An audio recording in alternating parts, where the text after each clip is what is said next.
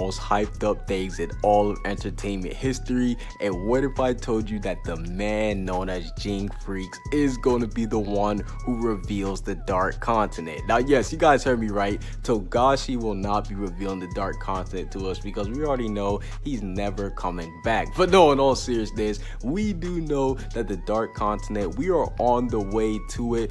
If we ever get there, if Togashi ever resumes. But no, we're done roasting him. We do know that the Dark Continent, it is basically where we are headed right now in the manga, the Dark Continent Expedition arc. And we already know that the biggest person who is connected to the Dark Continent from the human world is Ging. So once we finally do land on the Dark Continent, I do believe that Ging, he will be the person that does reveal the Dark Continent to us, meaning that he will be the first person to show us the first look at what the Dark Continent truly is, because all we've been hearing is that it's a very spooky place with a lot of overpowered people. So I definitely do believe that Ging, who better would it be than to have one of the top 5 strongest Nen users go to the Dark Continent for himself? And we already know that Ging does have a small connection with the Dark Continent simply because we know of Dawn Freecss. Well, that's in case you guys weren't living like the Rock, because I know you guys like doing that. But in case you guys don't know who Dawn Freecss is, he is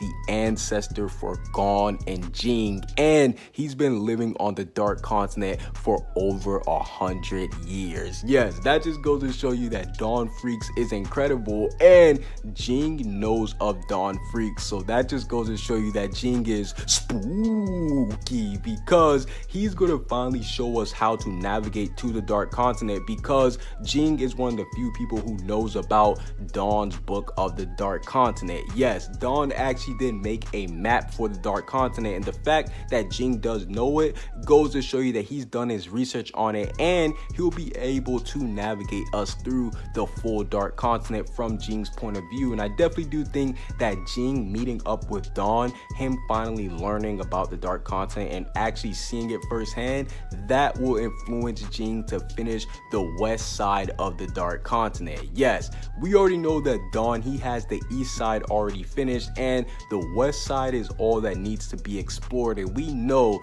Ging is one of the greatest explorers ever. So that's why I do believe that Ging, he is going to reveal the west side of the Dark Continent to us. Now, obviously, this is going to be spooky because he is going to be going on the Dark Continent mainly by himself, because there's not going to be too many different hunters there with him that can hold their own. So from Jing's point of view, we're going to see what the Dark Continent is like for the first time, and we're also going to be seeing the west side of the Dark Continent as well. Comment what you guys see down below. Subscribe if you haven't.